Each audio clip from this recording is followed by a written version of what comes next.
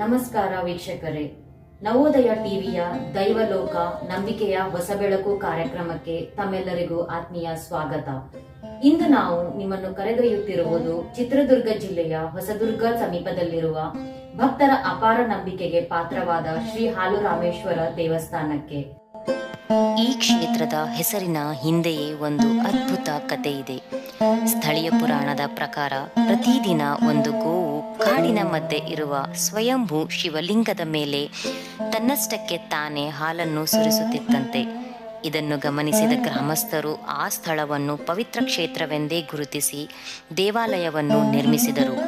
ಹಾಲಿನಿಂದ ಅಭಿಷೇಕವಾದ ಈ ಶಿವಲಿಂಗವೇ ಇಂದು ಹಾಲುರಾಮೇಶ್ವರ ಎಂಬ ಹೆಸರಿನಿಂದ ಪ್ರಸಿದ್ಧಿಯಾಗಿದೆ. ಇನ್ನೊಂದು ನಂಬಿಕೆಯ ಪ್ರಕಾರ ತ್ರೇತಾಯುಗದಲ್ಲಿ ಶ್ರೀರಾಮನು ಸೀತಾದೇವಿಯನ್ನು ಹುಡುಕುತ್ತಾ ಈ ಪ್ರದೇಶಕ್ಕೆ ಆಗಮಿಸಿ ಶಿವಲಿಂಗವನ್ನು ಪ್ರತಿಷ್ಠಾಪಿಸಿ ಪೂಜೆ ಸಲ್ಲಿಸಿದ್ದಾರೆ ಎಂದು ಹೇಳಲಾಗುತ್ತದೆ. ಆದ್ದರಿಂದಲೇ ಈ ಕ್ಷೇತ್ರಕ್ಕೆ ರಾಮೇಶ್ವರ ಎಂಬ ಹೆಸರು ಬಂದಿದೆ.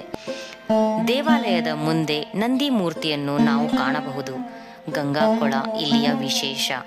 ಅಲ್ಲಿಗೆ ಹೋದ ಭಕ್ತರು ಮೊದಲು ಗಂಗಾ ಮಾತೆಗೆ ವಂದಿಸಿ ಕೊಳದಲ್ಲಿ ಸ್ನಾನ ಮಾಡಿ ತಮ್ಮ ಮನಸ್ಸಿನಲ್ಲಿ ಇಷ್ಟಾರ್ಥವನ್ನು ಕೋರಿಕೊಳ್ಳುತ್ತಾರೆ. ಸ್ವಲ್ಪ ಸಮಯದಲ್ಲಿ ಕೊಳದ ನೀರಿನ ಮೇಲೆ ವಸ್ತುಗಳು ತೇಲುತ್ತಾ ಬರುತ್ತವೆ. ಅರ್ಚಕರು ಇದರ ಬಗ್ಗೆ ಈಡೇರುವ ಬಯಕೆಗಳ ಬಗ್ಗೆ ತಿಳಿಸುತ್ತಾರೆ. ಭಕ್ತರ ಬೇಡಿಕೆಯ ತಕ್ಕ ಹಾಗೆ ನೀರಿನಲ್ಲಿ ತೇಲುತ್ತಾ ಕಾಣಿಸಿಕೊಳ್ಳುವ ವಸ್ತುಗಳು ಹಲವಾರು ಬಗೆಯವು. ವಿಳ್ಯದೆಲೆ, ಹೂವು, ಹಣ್ಣು, ಕಾಯಿ, ಮೊಸರನ್ನ, ಬೆಳ್ಳಿಯ ನಾಣ್ಯ, ಬಳೆ, ತೆಂಗಿನಕಾಯಿ ಮುಂತಾದವುಗಳು. ಇಲ್ಲಿಗೆ ಭೇಟಿ ನೀಡುವ ಭಕ್ತರ ಬಾಯಿಯಿಂದ ಉದ್ಭವ ಗಂಗೆ ಎಂದೇ ಕರೆಸಿಕೊಳ್ಳುವ ಪುಣ್ಯ ಸ್ಥಳವಾಗಿದ್ದು ಪ್ರತಿದಿನ ನೂರಾರು ಭಕ್ತಾದಿಗಳು ಭೇಟಿ ನೀಡುತ್ತಾರೆ. ಇದು ಕೇವಲ ಒಂದು ದೇವಾಲಯದ ಪರಿಚಯವಲ್ಲ, ಭಕ್ತಿ, ನಂಬಿಕೆ ಮತ್ತು ನಮ್ಮ ಸಂಸ್ಕೃತಿಯ ದಿವ್ಯ ಅನುಭವ.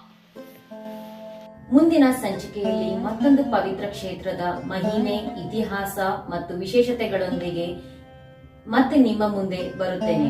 ಅಲ್ಲಿಯವರೆಗೂ ಭಗವಂತನ ಕೃಪೆ ಸದಾ ನಿಮ್ಮ ಮತ್ತು ನಿಮ್ಮ ಕುಟುಂಬದ ಮೇಲಿರಲಿ ಎಂದು ಹಾರೈಸುತ್ತಾ, ಇದು ನವೋದಯ ಟಿವಿಯ ದೈವಲೋಕ ನಂಬಿಕೆಯ ಹೊಸ ಬೆಳಕು. ನಮಸ್ಕಾರ.